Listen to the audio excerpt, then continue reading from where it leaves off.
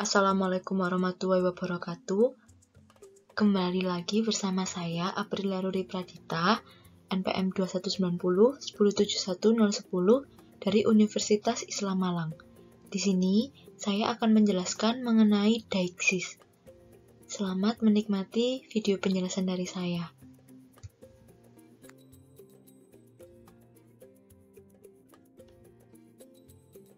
Deixis merupakan salah satu bidang kajian dalam pragmatik.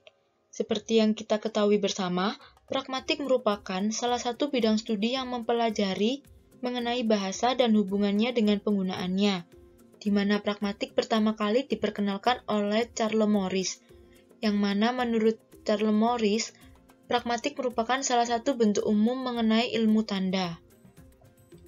Sebenarnya objek kajian pragmatik bukan hanya deixis, tapi ada juga tindak tutur, implikatur percakapan, dan peranggapan. Menurut Alawi 2003, deixis merupakan salah satu gejala semantis yang terdapat pada kata yang hanya ditafsirkan acuannya dengan memperhitungkan situasi pembicaraan. Deixis merupakan objek kajian pertama yang membahas mengenai cara yang digunakan untuk merujuk pada konteks percakapan antara penutur dan mitra tuturnya.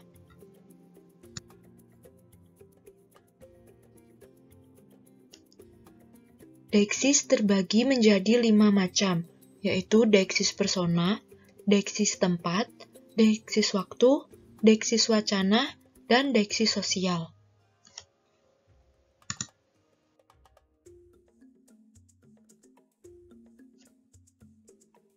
Yang pertama, kita akan membahas mengenai deixis persona atau person deixis. Deixis ini merujuk pada peran partisipan dalam sebuah percakapan. Menurut Purwono 2001, deixis persona ditentukan menurut peran pembicara dalam setiap bahasa. Deixis persona dikelompokkan menjadi 3 bagian, yaitu persona pertama, persona kedua, dan ketiga, yang di dalamnya terbagi lagi menjadi 2 bagian, yaitu tunggal dan jamak. Contoh deixis persona dalam bahasa Indonesia. Dalam bahasa Indonesia, kita mengenal orang pertama tunggal yang disebut aku, orang pertama jamak yang disebut kita atau kami. Orang kedua tunggal disebut kamu, Anda, atau kau, sedang orang kedua jamak disebut kalian, kamu, sekalian. Yang terakhir yaitu orang ketiga tunggal, disebut ia, dia, atau beliau, sedangkan orang ketiga jamak disebut dengan mereka.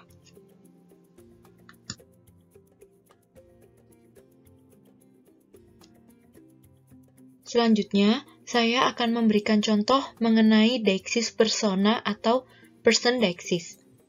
Anggi dan saya hari ini pergi mengunjungi rumah Sabrina. Kami memutuskan untuk pergi menggunakan angkutan umum karena ongkosnya lebih murah. Dari contoh di atas dapat diketahui, kata kami mengacu pada kata ganti orang pertama jamak, sedangkan kata saya mengacu pada kata ganti orang pertama tunggal.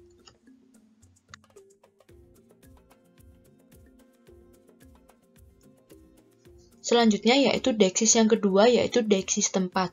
Menurut Cahyono 2002, deixis tempat lebih merujuk pada bentuk lokasi di mana penutur dan mitra tutur berada dalam peristiwa bahasa. Deixis ruang atau tempat adalah pemberian bentuk kepada lokasi ruang dari lokasi pembicara dalam peristiwa bahasa. Pembicara menempati titik referensi sesuatu yang dekat dengannya yang dideskripsikan dengan kata atau petunjuk di sini, dan sesuatu yang jauh dari pembicara yang dideskripsikan dengan kata di situ, di sana. Di samping pembagian lokalisasi, penggunaannya harus disesuaikan oleh partisipan pada konteks yang tepat tergantung pada konteks pembicara atau penulis. Deixis ini berkaitan dengan kata kerja yang menunjuk suatu tempat seperti datang, pergi, membawa, dan lain sebagainya. Bentuk deixis ini meliputi ini, di sini, ke sini, itu, di situ, ke sana, di sana, dan lain sebagainya. Contoh, deixis tempat yaitu Di sini ada seekor tikus.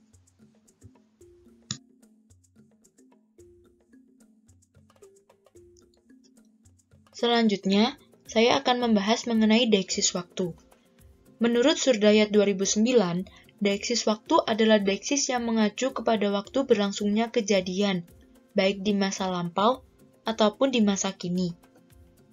Deiksis waktu adalah pemberian bentuk terhadap jarak waktu yang dipandang dari waktu sebuah ungkapan dalam peristiwa bahasa. Deiksis waktu mengacu pada saat si pembicara akan berbicara, sebelum berbicara, ataupun sesudah berbicara. Deiksis waktu dapat berwujud dalam bentuk leksikal ataupun melalui pengramatikalisasi. Bentuk deiksis waktu meliputi kata sekarang, hari ini, tadi, nanti, kemarin, besok, dan lain sebagainya. Contoh, nanti jangan lupa mampir ke rumahku dulu ya, mau pamit ibu. Oke, siap. Kata nanti dalam tuturan di atas mengidentifikasi penggunaan waktu yang akan datang.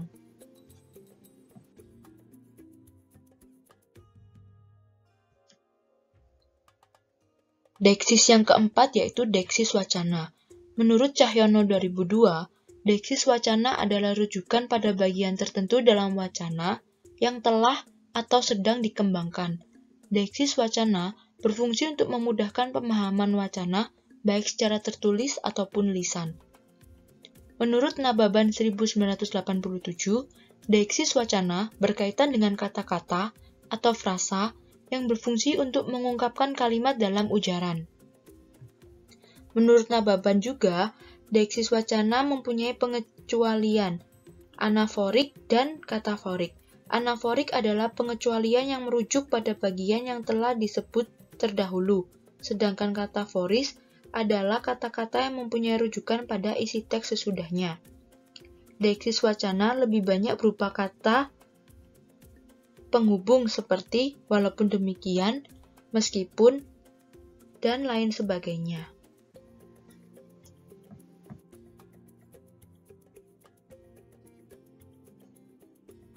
Deiksis sosial, yaitu deiksis yang merujuk pada hubungan atau perbedaan sosial, di mana deiksis ini didefinisikan sebagai ungkapan yang terikat dengan konteksnya.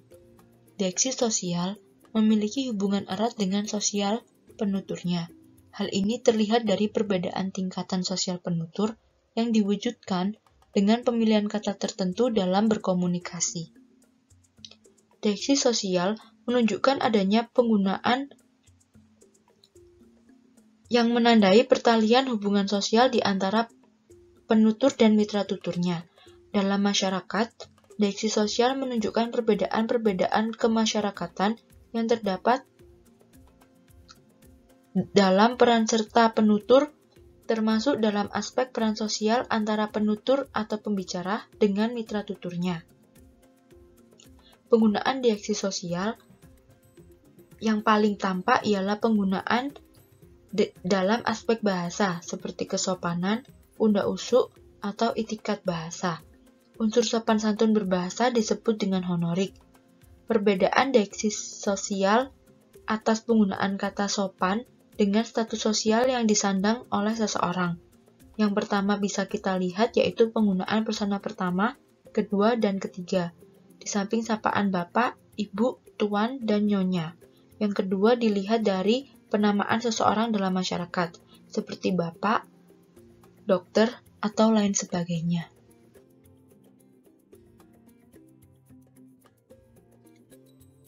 Contoh deiksis sosial. Di sini saya menggunakan bahasa Jawa sebagai contoh deiksis sosial, di mana bahasa Jawa memiliki 3 tingkatan bahasa. Yang pertama yaitu nguku atau kasar, yang kedua madyo atau biasa, dan yang ketiga kromo atau bahasa Jawa alus.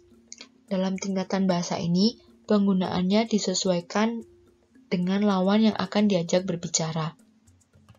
Apabila lawan yang akan diajak berbicara adalah teman sebaya atau orang yang lebih muda dari kita, biasanya menggunakan bahasa Jawa nguku.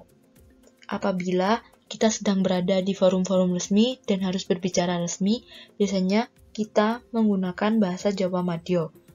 Sedangkan bahasa Jawa Kromo adalah bahasa Jawa yang digunakan untuk berbicara dengan orang-orang yang kita hormati seperti bu guru, ibu, bapak, eyang, sepuh, atau lain sebagainya. Contohnya seperti ini. Nenek, cah bagus, opo kowe wis mari adus? Artinya, cu, apa kamu sudah mandi? Sampun eyang, kulo sampun siram. Sudah eyang, saya sudah mandi.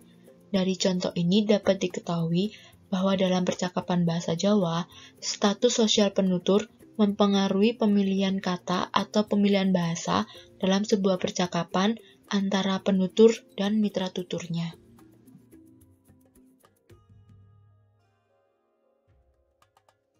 Berikut ini merupakan daftar pustaka yang saya gunakan untuk melengkapi presentasi dalam video saya.